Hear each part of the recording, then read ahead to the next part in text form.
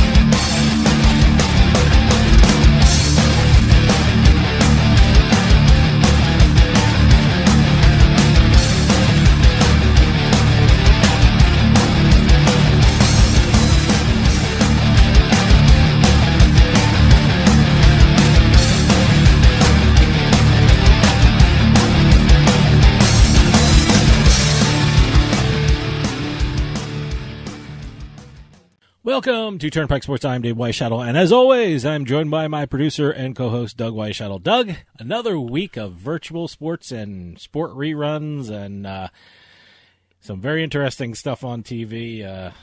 Reading a lot of stuff about the potential opening up of places, but who knows? We have to stay safe, so another weird week.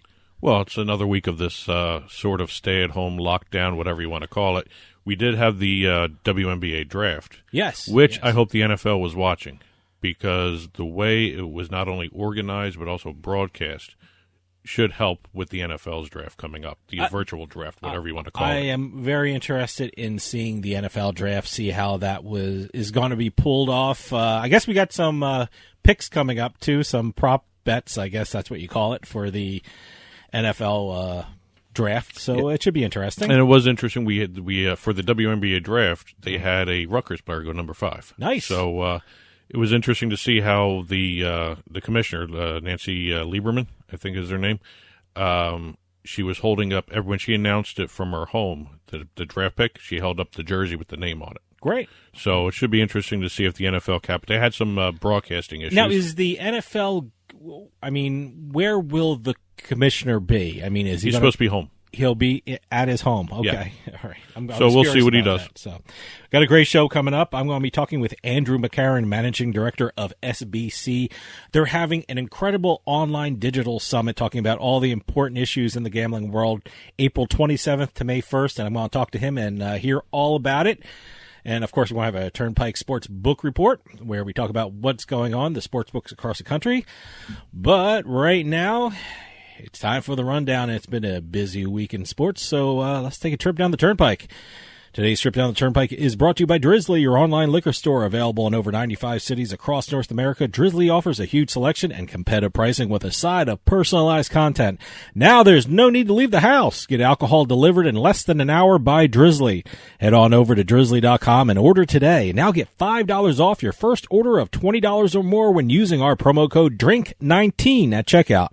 Shop beer, wine, and liquor with drizzly.com. Exit 1. All right, we're going to start off with sports betting in Tennessee. Sports betting in Tennessee. Now, everyone knows they passed their mobile-only sports betting bill towards the end of last year. Which right now seems like a great idea. It is a great idea. Unfortunately, when they issued their rules and regulations over the past week or so, they raised some eyebrows with certain aspects of it. Okay. And we didn't have a chance to really talk about it. What Tennessee is requiring all the mobile sports books to do, because they have no retail casinos, they have no land-based casinos, so it's all mobile. All the sports books that are working in Tennessee, when they launch, have to guarantee a 10% hold. Wow. Now That's pretty big. That's that could be looked at two different ways, but they both mean the same thing. Yeah. Bettors aren't going to be winning as much in Tennessee. All right.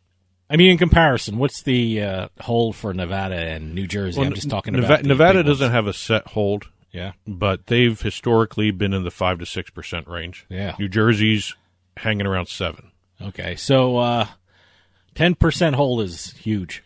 It's huge. Huge. Now, I guess it's good for the state, more money for the state. It's more money for the state, less money for the books, less money for the bettors. You're going to see a higher vig by the books to cover this. Yep. So it's going to be interesting to see exactly what they still have time before they launch. They're planning to launch late summer, early fall. Yeah. And I don't know if they're going to change it or not. But on the good side of all this, Tennessee has mobile sports betting, and that's money they wouldn't have seen if they didn't have mobile sports betting. So this is cherry on the top of the budget pie. Well, let me tell you the other problem with what they issued. Yeah. They have one of the steepest licensing fees. Mm-hmm. $750,000 for a license to operate in the state of Tennessee, and there's a tax rate of 20%. Still not as bad as Pennsylvania, right? Not as bad as Illinois. Okay. Illinois has the steepest for online-only operators, $20 million. Okay. What was Pennsylvania? Pennsylvania was $10 million. But that's retail or online. Okay. So that doesn't matter. New Jersey and Indiana have some of the lowest, just to give you a comparison, $100,000 for each of those states. Iowa has the lowest licensing fee, $45,000 for a license. Wow. Well, we'll see what exactly. This may change when it gets closer because of all the feedback they're getting, the negative feedback they're getting. But again, they're planning on launching late summer, early fall, and we'll see exactly what the hold percentage is going to be set at by that time. Exit 2. Now, with all the virtual racing going on, there's a lot of virtual racing going on. We now have another series that has been launched. Okay. Formula E. And actually, it's 2 series. I've never heard of Formula E. Now, that's not a type of racing, right? It's not like Formula One. It is Formula cars. Okay, it's Formula One cars, and I guess the E stands for eSports. No. Okay. E stands for electric. They're electric cars. All right. They are. You're going to have to explain this a little more now. They're Formula cars, Grand Prix cars. Is this? This is a real racing Formula series. But they're only electric cars, as opposed to the Formula Ones, which are gas. Okay. Or this diesel or whatever this they isn't use. Computer generated. These are. It will be now, but these are real cars. Okay. They're electric cars. So Formula E actually existed before. Yes. And they're just moving the Formula E format into virtual. Well, they've created a new format for this. Okay. All right. But here, just so you're confused. Electric Formula cars have a max speed of 174 when the Formula One cars have a 240 mile to max speed. Okay. They are quick. They can go to 0 to 62 miles an hour in 2.8 seconds. Mm-hmm. So what Formula E has done, they've launched 2 series for eSports. The Race at Home Challenge is the one for their professional drivers. They are going to be doing 8-week series, and it's going to be broadcast on YouTube, Twitch, Facebook, Twitter, as well as the Formula E website. All right. Now, that's the main race. What I thought was interesting, they're going to have a concurrent series for amateurs. Well, that's cool. Yeah, so they're doing... do these amateurs have to pay to get in these races? Yes. I'm assuming, yeah. Yes. Okay. And they also have to pay to get the iRacing stuff, too. Okay, all right. But they are going to be doing a concurrent race for amateurs. It's going to be every weekend you're going to have the Race at Home Challenge for the professionals. You're also going to have the simulated race for the amateurs with qualifying races Monday through Thursday where the top 18 of the amateurs can be on their circuit on the weekend for the main race for the amateurs. All right. Now, I thought the interesting thing was this is going to be a little different for their final championship series, the professional side. They're going to run it as what they're calling a battle royale style. All right. After every lap, whatever car is in last place gets eliminated. Okay. And when it comes down to the 10 last drivers for the championship race, they have a 1-lap sprint to determine the winner. All right. So it'll be interesting. I think that's where that 62-mile-an-hour mark in 2.8 seconds comes into play because whoever gets out to the lead at the beginning may take it. Yeah. It should be fun to watch. By the way, I'm a marketing genius. That Formula E should stand for Formula eSports. So I think it will from now on, or until until they relaunch. That was itself. an inadvertent, brilliant move on my part, I think. Exit 3. Okay, we've got another quarterback doing trademarks now from the NFL. Now, we've been talking about Tom Brady the last couple of weeks. He's been throwing out trademarks. Oh, he is Mr. Trademark. Yeah. Well, he is now being challenged in the Trademark King department by the Baltimore Ravens' Lamar Jackson. All right.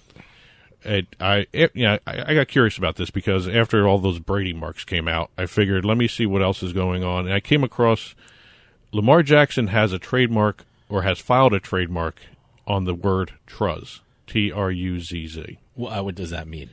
Well, remember when back in Week 11 of last season, you had Mark Jackson talking about how great he was for the NFL MVP race? Yeah, I remember I guess it was an after-game press conference, and I guess Mark Ingram was his hype guy. Yeah, and he called him Big Truss. Okay, all right, okay. Now, didn't realize that, but okay. I remember the press conference. Yeah, he called him Big Truss. Now, after winning the award for the MVP, he went to go trademark Truss, Truss, Truss.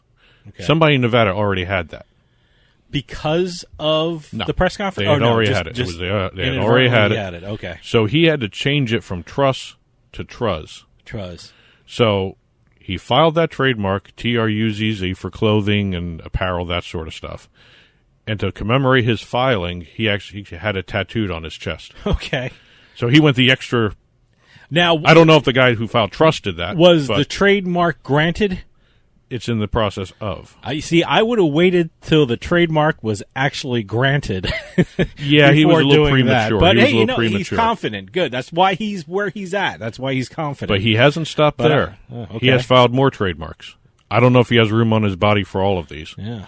But he has also filed, in addition to Truz, the Lamar Jackson Experience. Sounds like something he should like get that one. 70s disco group. I'm assuming he should get that one. Era 8 by Lamar Jackson. Okay. Not bad for a running back. That's pretty funny. You are going to get a bowl out of me, believe that. Okay. I don't know a bowl of what, but I'm assuming the trademark he filed with his name in it would probably go. Should go. Now, the one thing I liked, I don't know. The one thing I liked is Era 8.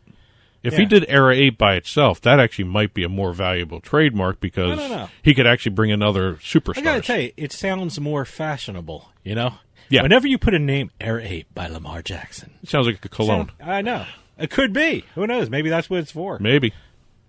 Well, we'll see what happens, but Tom Brady has some competition in the trademark department. Exit 4. Okay.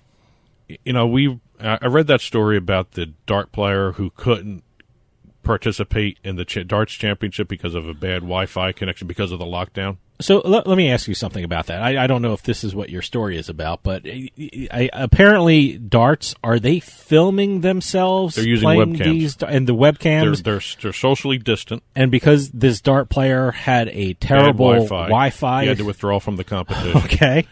But the real reason I'm saying this is that's a bad story because of the coronavirus. Here's a kind of a funny one. All right. Now, everyone knows pretty much everywhere around the globe, golf courses are shut down. Sure. And but hey, they might reopen in about a month. They may be. So that's why I'm doing this. That's why I'm doing this story now. Okay. It's interesting because a lot of these golf courses are basically on their own. They don't have greenskeepers right now. Sure. Right now, everyone's they can't get on them. Yeah, everyone's out of work. But in the case of Avington Park Golf Course in Winchester, England, all right, they have a naturally occurring substitute for greenskeepers. All right. They have a flock of sheep roaming free on their golf course. Sheep or goats? What are they? Sheep. Okay. And there's about 100 sheep setting up shop on the links.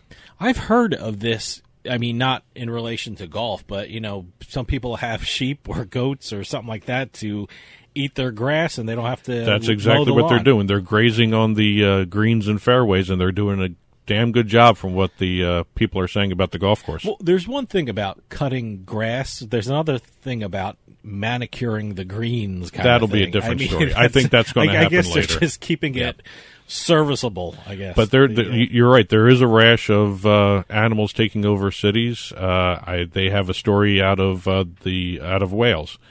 A herd of goats have taken over the town, in a town in Wales. And what happened was take a look on the web. You can find these. You can see pictures of goats in groups just walking down streets. And someone put a video on Twitter with deserted streets of towns across, I guess, the globe, and wild animals just walking through it. That was actually in Spain, the wild boars. Oh yeah. Okay. But in the United States, that's happening there too. Santa Monica's parks, are being overrun with squirrels. Oh, squirrels must be taking over the globe now. There are herds, gobs of squirrels. I don't know what the phrasing is for a squirrel. Of squirrels. But herds of squirrels all over take a look. I found this one interesting because I saw one video there in a cell phone video of one of the Santa Monica parks. There had to have been probably 30 to 40 squirrel in the video alone. Wow. In one park. Well, at least they're putting the animals to good use at the golf courses. Yeah. And today's trip down the Turnpike was brought to you by Drizzly, your online liquor store, available in over 95 cities across North America. Drizzly offers a huge selection and competitive pricing with a side of personalized content. Now there's no need to leave the house. Get alcohol delivered in less than an hour by Drizzly. Head on over to drizzly.com and order today, and now get $5 off your first order of $20 or more when using our promo code DRINK19 at checkout. Shop beer and wine and liquor with drizzly.com. And, if with all the social distancing going on, the stay at home, if you haven't tried Drizzly, it's a great service. Oh, my God. Now's the time to do it. Perfect time. And to get in touch with Turnpike Sports, call or text us at 609-512-5910. At Turnpike Sports is the handles for both Facebook and Twitter. info@turnpikesportsradio.com is our email address. You can also subscribe to the show audio-wise, Pandora Podcast, radio.com digital app. The iTunes, iHeartMedia also distributes the show, and you can also watch us on your smart TV, Roku, Amazon Fire, Apple TV. Just head on over to turnpikesportsradio.com and click on the smart TV channel. And later on, we're going to have the Turnpike Sports Book Report, where we talk about what's going on in the sports books across the country. But after this, I'm going to talk with Andrew McCarron, Managing Director of SBC. They're having an incredible online digital summit covering all the important issues in the gambling world, and that starts April 27th to May 1st, and we're going to hear all about it, so stick around. We'll be right back with more Turnpike Sports.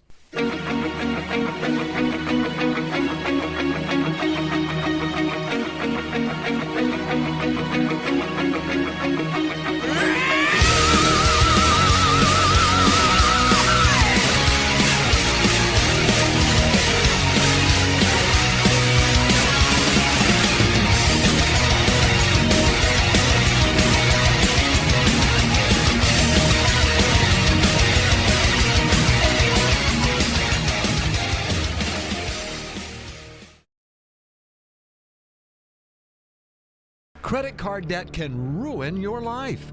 If you owe $10,000 and minimum payments are siphoning away your paycheck each month, you can get debt-free in less time than you think. I've paid $800 a month for the past 3 years and haven't changed the balance on my credit card. Get debt-free now has a program to reduce your debt, stop the harassing phone calls, avoid financial ruin, and settle for less than you owe. I feel like a huge weight has been lifted off my shoulders. You're pre-approved for our special hardship program if you owe $10,000 or more. Upon payment of your new lower balance, your debt will finally shrink until you are debt-free. My family no longer has 30 years of payments ahead of us at 20% interest. There's no fees until you see results. So call now, make one monthly program payment, and free up your cash. Resolve your debt. Call 800-515-1558. 800-515-1558. Psst. Yeah, you. Come here. Haven't you heard? We don't need to hide anymore. Now, we can shop privately for adult products at adamandeve.com. They've got massage oils, lingerie, and lots more we can't mention here. Use offer code SPICE404. They'll give you 50% off almost any one item, 3 free DVDs, free mystery gift, and free shipping. That's 50% off, free shipping, and more. Private shopping starts at adamandeve.com.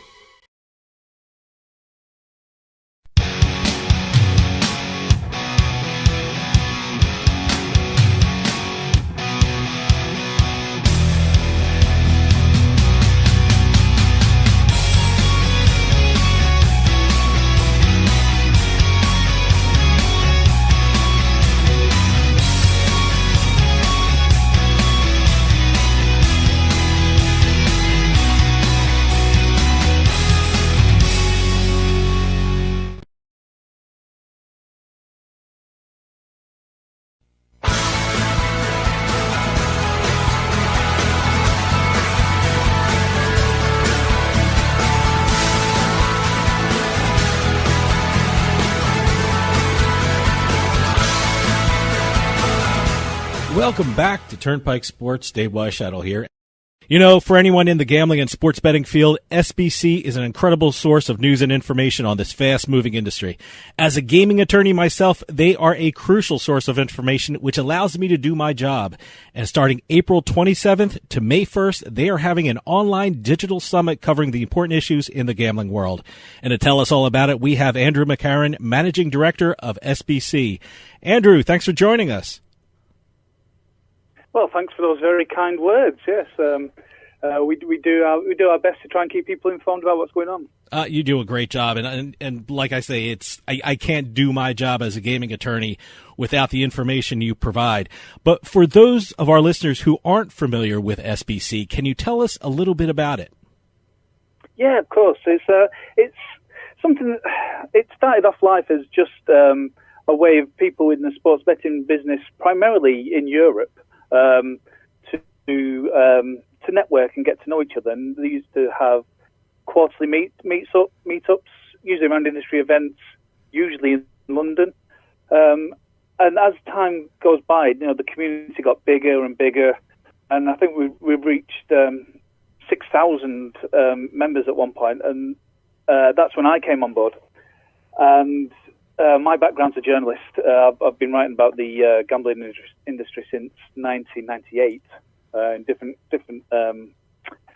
sectors. And I came on board. We launched our first news website. I think we've got 10 now, just focused on the gambling industry. But at the same time, I also thought that the sports betting area was one that was really underserved in the conferences. There was a lot of noise. Gaming's always been a big conference, subject, and as online came on board, there was a lot of stuff around slots. It was a huge amount around poker back in the day, when it was much easier to get yourself a game of online poker. Yeah. But there was never really enough there from a sports betting perspective, and I used to work in betting shops in the UK for years, so. My real heart's in the sports betting side of things, and it's always so dynamic because not only do you have the gambling side of things, you've also got the sports side of things, and there's always something happening, and there's always something changing. So I found it quite an exciting environment, and was frustrated that there was no real discussions around it. So while we were launching the news website, we also did what was originally a one-day conference at Stamford Bridge. Which is where Chelsea FC play. Sure. It's a good little venue in not too far up central London. And from that, the demand has just grown and grown and grown exponentially. So we've at the moment, originally for this year we had 4 big conferences arranged. Yeah. Most of them predominantly sports betting, but also casino gaming, online casino gaming in Malta as well. Yeah, well, that's what I wanted to ask you about. I mean, SBC interacts regularly with important people in the gambling and sports betting industry. And as you said, you've been in the gambling industry for a while as a journalist. I mean, has the gambling or sports betting industry ever faced a more challenging time than what it's going through right now? Different areas have different issues. I mean, back in 2001, from a very local perspective, we had a foot and mouth outbreak in the UK, and that affects livestock. Okay. So what that did for a good couple of months, it stopped horse racing. And back then, certainly in the betting shops, there wasn't too much online action, but horse racing was was your staple food for your betting customers. So there was nothing for them to bet on other than greyhound racing, which does a job, but doesn't really replace the horse racing side of things. And that's when virtual racing came to the fore. And that's when I'm not sure if you've seen it too much over there, but it's basically simulations of horse races, and that gave the punters something to bet on because they wanted something that looked like horse racing, something that felt like horse racing. And since then, that virtual horse racing and other sports now, that's been gradually creeping up in importance. But that's the closest I can come to as an analogy for something this major. It's just stopping all sports. It's unprecedented. I mean, the only other crisis that tends to hit gambling industry is when onerous regulation comes in and everyone runs to the hills. It's such a unique time. That's why I think it's so important for SBC to be holding your online digital summit at this time, because you're going to have so many people talking about the future of this industry and what can we expect from now. And I certainly want to talk about the speakers, the topics, and the exhibition. But first, I got to ask you, this is going to be one of the largest online conferences and exhibitions really ever, I think. Tell me about the challenges SBC had to go through to even set up a conference like this. Well, it's one of those things where we've moved very, very quickly on this, but at the same time, life everywhere else is moving very, very slowly. Yeah. So while it was about a month ago that we first decided to sort of flick the switch, it actually feels like about 6 months ago with everything that's been going on. So we were just. The reason was, I mean, the week that we're having this, it was the week we were supposed to be holding our second Betting on Sports America conference at the Meadowlands in New Jersey. Yeah. Last year's was very successful, and this year's was gearing up to it. And obviously, with things that were happening, we realised it just wasn't going to be feasible. I mean, looking back at it now, it was very. We were quite prescient, just how early we called it off almost. But during that situation and discussing with all the stakeholders, we were having conversations with CEOs of these companies, and they were coming to us saying, you know, we want to share what we're doing, and we want other people. We want to hear how other people are doing it, because, like you say, this is unprecedented.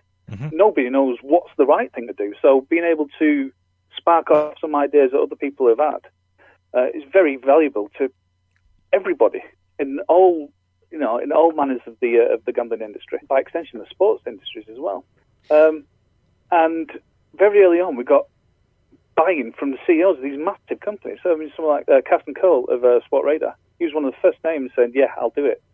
And because of that early buy-in from people running and leading these businesses, we realised there was an event here, and one that was extremely valuable to the industry.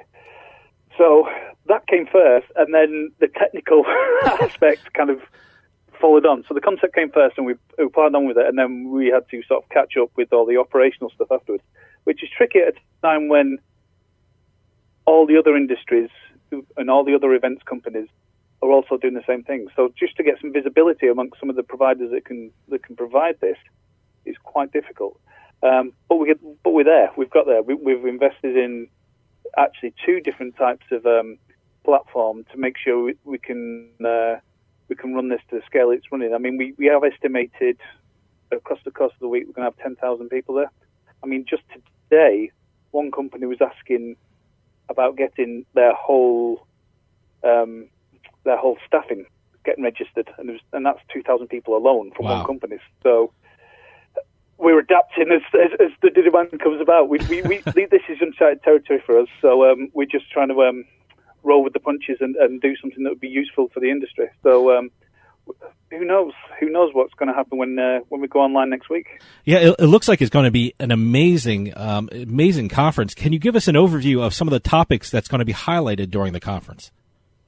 Yeah, sure. I mean, it's one of those things where we no shortage of ambition at SBC, in that we're trying to cover everything from Europe over to the US to Latin America in one event. But to try and digest that, we've split the content up into different days. So on the first day, we're concentrating more on sports betting. The second day, we're concentrating more on online gaming, because at least that can still operate. So there's a lot of interest in that area as people pivot from sports betting a little bit. The third day, we've got a focus on lotteries and the role that they're playing. On the fourth day, we're looking at payments. And on the fifth day, we are looking at digital marketing. Wedded to that, we've got a special run of tracks on the Tuesday evening. It'll be the morning for you guys. On the Latin American market, with a couple of sessions carried out in Spanish. And on the Thursday, we've got, I think, 5 or 6 sessions specifically on the US market as well. You guys always have the best speakers at your conferences. Who are the speakers that people can expect to see when they attend the online digital conference? Where to start? I mean, like I said, Carsten Curl is the CEO and founder of Sport Radar. He's a member of the Sports Betting Hall of Fame. He was one of the first names on there. He rarely speaks, so to get him on board so early was quite massive for us, to be honest with you. Yeah. Great. Certainly in Europe, some of the bigger companies, CEO of Sticky Man, CEO of Betson Group, the COO of GVC Holdings. Obviously, GVC have got quite a big footprint over there with their partnership with MGM. We've got the CEO of SG Digital, which is the digital aspect of scientific games, and that's just in the first couple of sessions in the morning. That's amazing. So Boy. Yeah, we've there's so many good names. I mean, names that might be a bit more familiar to you guys. I'm not sure if you know Stacey Stern from FanDuel. Sure. She's extremely hot on some of the legislative stuff. George Rover, who used to work for the regulators in New Jersey. We've got Adam Greenblatt, who's the CEO of Raw Digital. We've got Wayne Kimmel from 76 Capital. Not sure if you know him. He's a fascinating speaker. He's very, very sharp on sports betting and technology and investment and stuff like that. On the tribal side of things, we've got dedicated panels. So we've got Sheila Morago from from Oega.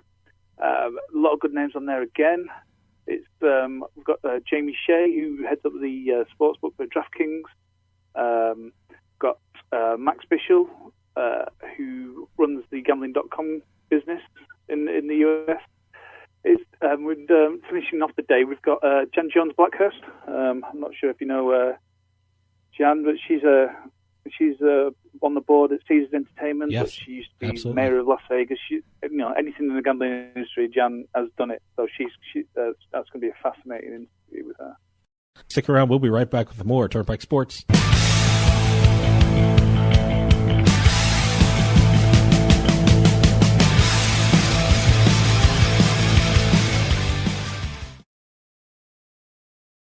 We like to think that we live in a nice, safe neighborhood. The truth is that a burglary occurs every 13 seconds, and homes without a security system have a 300% greater chance of getting broken into.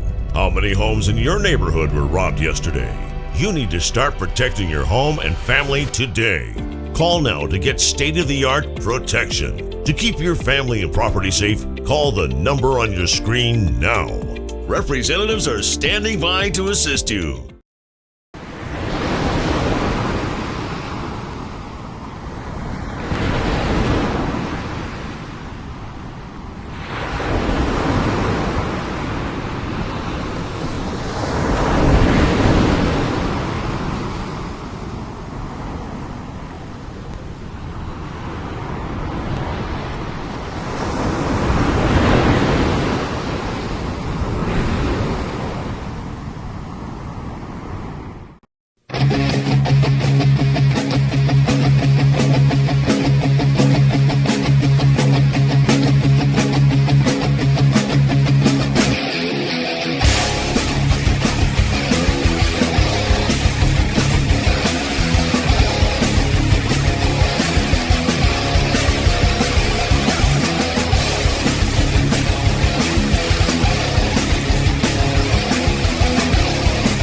Welcome back to Turnpike Sports. For those of you just joining us, I am talking with Andrew McCarron, Managing Director of SBC. I got to tell you, your speakers come at such a great time when the gambling industry is facing one of its most challenging times ever. I was curious, if someone misses a speaker, do you have like an on-demand section, if that's even the right terminology I'm Absolutely. using, that people can click on and see in the future?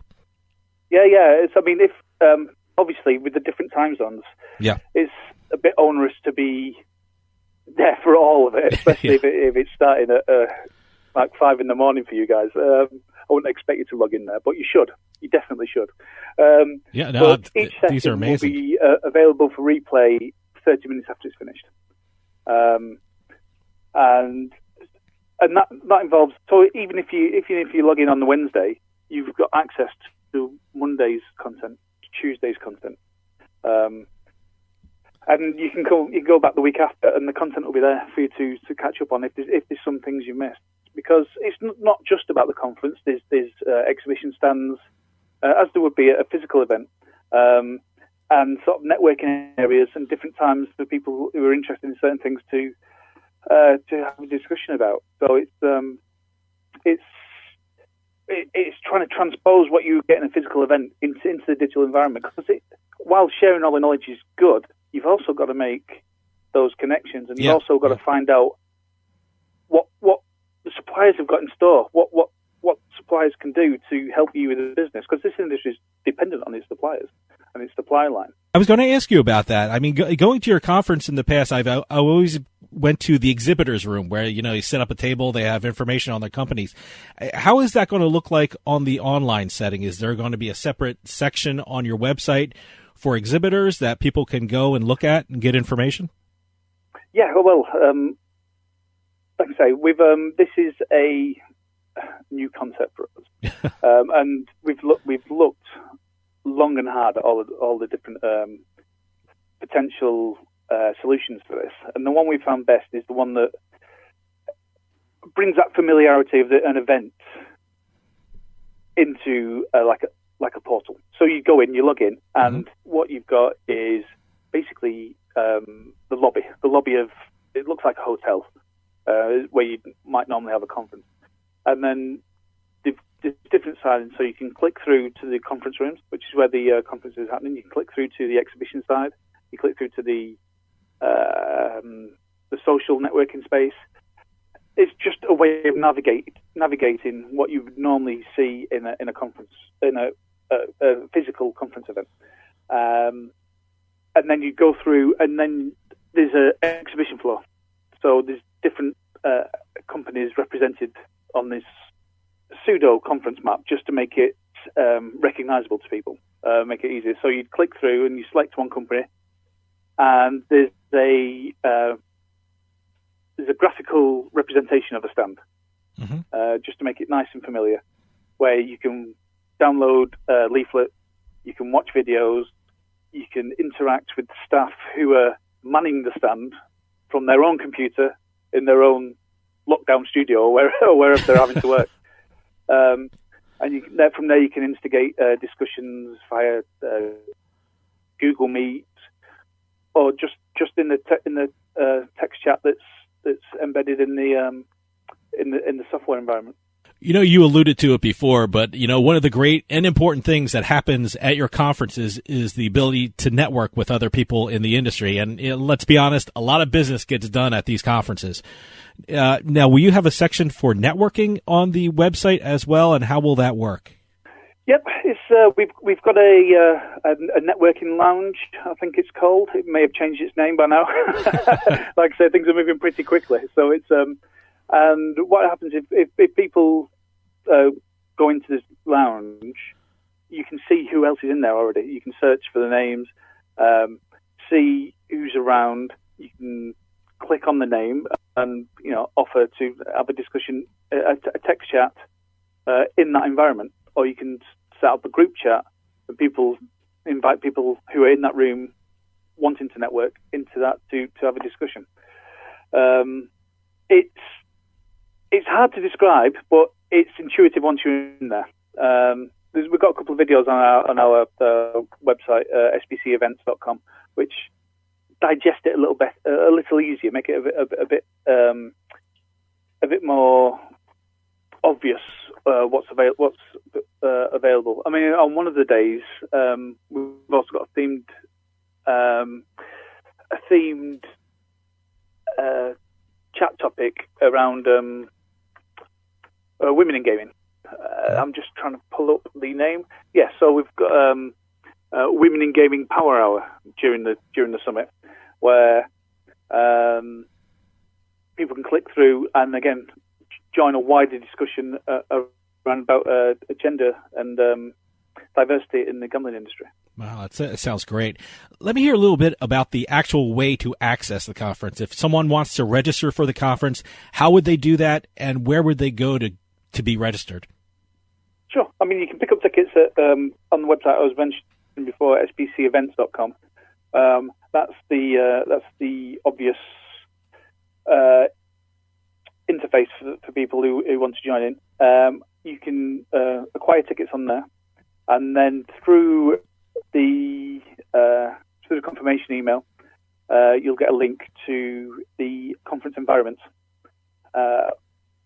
with a username and a login, which should automatically have your details in from acquiring the ticket. You can upgrade your profile, make yourself as visible as you like, as quiet as you like. It all depends on how you normally digest these conferences, really.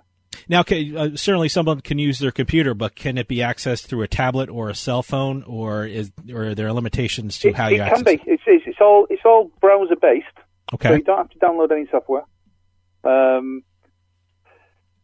Depending, I mean, the optimum experience would probably be through a laptop.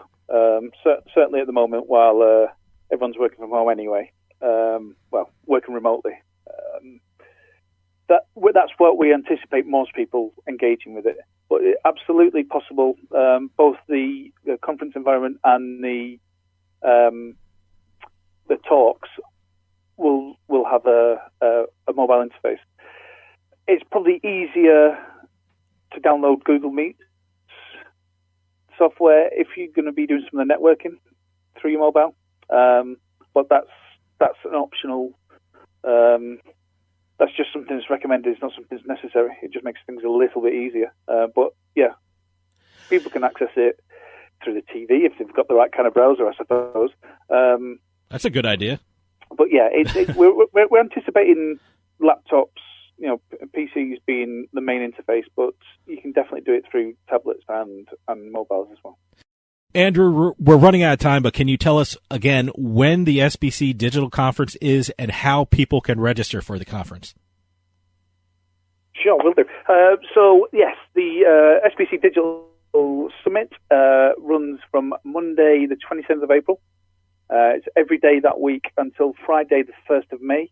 And you can pick up your tickets at sbcevents.com. Andrew McCarron, Managing Director of SBC, thanks so much for coming on and telling us about the SBC Digital Summit being held from April 27th to May 1st. This certainly comes at a critical time in the gambling industry, and I think it's a must-attend for anyone working in or interested in the casino or sports betting business. Andrew, thanks for coming on and telling us about it. No, I appreciate your time, and stay safe over there. You too. We're going to take a quick break. See you on the other side.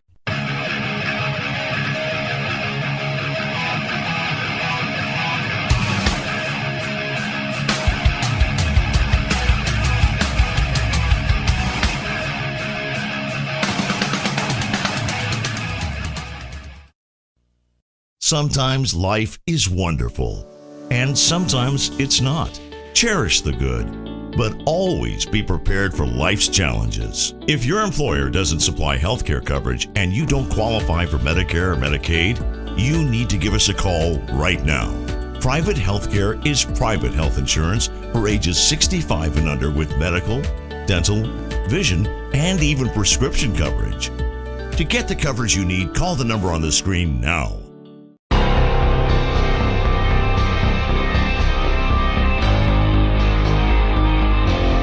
Turnpike Sports Book Report.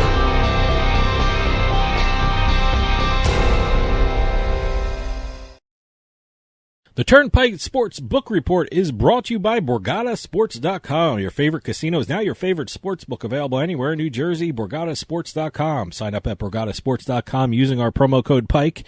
That's PIKE. And you get a risk-free bet up to $300 and 20 bonus dollars at BorgataCasino.com. Must be 21 years or older and in New Jersey to place a bet. Terms and conditions apply. Gambling problem? Call 1-800-GAMBLER. All right, we're continuing our stay-at-home, casino closed, sports books closed, sports book update. I bet on darts. I have tried darts. I won one match and I lost another match. I've tried darts. I've tried Belarus. I did the soccer. hockey. I did the hockey. Hockey and soccer and. I haven't tried the table tennis from Russia yet. I also watched the table tennis. I watched one of the online sports books where they're actually live streaming. And I watched the table tennis, which was very interesting. So. Well, the only thing I bet heavily on, and I think this is most of America too, is the NFL draft. Yeah. I did some things on the draft. Well, before we get to our NFL wins total discussion and also the NFL draft discussion, I didn't do the win total, but we'll go through a couple of them here. Good. I have them written down here, a couple of interesting ones. New Jersey and Pennsylvania both reported their sports betting numbers. All right. Let's start with Jersey. They have reported and this is all because it's shut down, a 58.4% year-on-year decline in sports betting revenue for March, from 2019 to 2020. It's all coronavirus related. Sports betting revenue was $13 million, down from $31.7 in March of last year. It's also a decline in revenue of 22% from February of this year. So they have the shutdowns hurt them. Yep. You mean the table tennis and the darts didn't pull them out of it? But here, this is interesting. The handle was only $182 million for sports betting in March. They did have a record of online percentage. 89.8% of all the bets were placed online. Wow. Okay. Yeah. So that makes sense. Yeah. Sure. But absolutely. Pennsylvania outdid them a little bit. All right. Sports betting handle in the state was $131 million, down from $329 million in February. But here's where they actually outdid Jersey. They are the first state which is offering mobile and retail sports betting to have over 90% done online. Wow. Yeah. 90.1% was done online in Pennsylvania. That's why, like a lot of these states are, starting sports betting, and some of these states don't have a mobile component, which they're really missing the boat on this thing. They really need a mobile component. And also, when if they do have a mobile component, they have that stupid thing where what I was going to say. You have to complete your registration online by going to the actual retail sports book which is to closed. Finish the process. So I don't know. It's closed right now, so there's a whole bunch of registrations not done yet. It's stupid. So, and two other quick notes before we get to our NFL stuff. Oregon reported a loss of $1.5 million on sports betting in the first quarter of the year, and Colorado Superbook is going to make Colorado their first expansion state out of Nevada. Mm-hmm. They're going to also try and bring the Super Contest that they run to Colorado. That's great. And Colorado is still pushing that May 1st launch date. I don't know what they're going to be betting on. I really wish the Superbook was in New Jersey. I guess they were looking to get in New Jersey. They might still get in New Jersey. Who knows? Yeah, they're probably in the works. They got to hit Jersey. So, who knows? But as everyone knows, NFL season is coming up, and the NFL draft is next week. Yep. Actually, it's this weekend. I'm sorry. But we'll talk a little bit about the wins. Caesars Sports Book released their win totals for the upcoming season, if and when it happens. Okay. And the offseason was dominated by Tom Brady. Yeah. So the two teams we're going to start with... I got to tell you, I'm glad that's over. Yeah, I know. Boy, that was constant. But the two teams we're going to start with are the Bucs and the Pats. All right. Buccaneers, they are favored to win 9 games. All right. Yeah, I can see the that. The over-under is 9, and also favored to earn a playoff berth. I can see that, too. I think if you look at the problem team is last year, they have the Saints in their conference. But you know what? The problem last year was Winston throwing 30 interceptions. Yeah, 30 for 30. Yeah, and he threw a bunch of pick sixes. Yeah. So even if it's down even a third of what that was, you might see a better team, a much better team. Patriots, on the other hand, 8.5 wins. That's their lowest since 2003. The AFC East. I mean, I am assuming would the Bills be favored to win that division right now. The Buffalo Bills are the favorite to win the AFC East. Absolutely. So. Also, they are favored to have 9 wins. The over-under for them is 9. The last time anyone but the Patriots were favored to win the AFC East, or at least the Buffalo Bills favored over the Patriots to win the AFC East, 1995. Wow, okay. Here's some other little odds and ends. Ravens and Chiefs have the most projected wins, 12. All right. Your Eagles and the Cowboys are both at 9.5. All right, I can see that. Cowboys might go lower if they can't work out something with Dak, because he may do a holdout. You never know. Titans and Colts are at 8.5. Because the Titans were just in the AFC Championship game, so they're still looking pretty good there. My Jets are at 6.5. And the Redskins and Jags are the lowest win totals at 4.5. I'm assuming a lot of that is going to change depending on the draft. Maybe. I don't know. Everything will change, especially with the Patriots. You don't know what they're doing. I mean, I'm hearing rumors with Cam Newton, all that stuff. But that'd be weird. That's strange. I don't know if he fits that system. Yeah.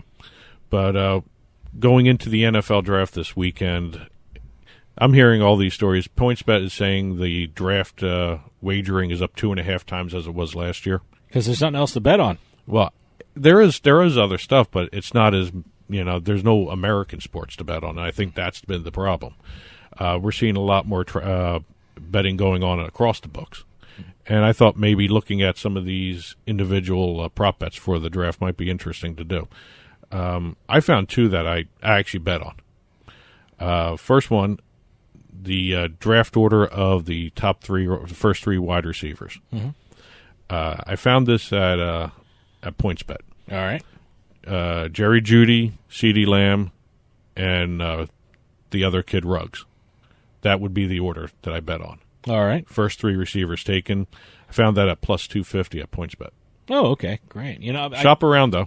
There's other similar. I have a wide receiver one. I think everyone's talking about Jerry Jeudy going first, but I saw at Unibet CeeDee Lamb, if he's the first wide receiver taken, I got him at plus 130, and I think that's a pretty good. I think that's a pretty good chance of him going first because a very talented guy. I actually did Jerry Jeudy go into the Jets. Really? Yeah. I threw a bet because I saw something about Jerry Jeudy. The Eagles are looking at him, so I don't know.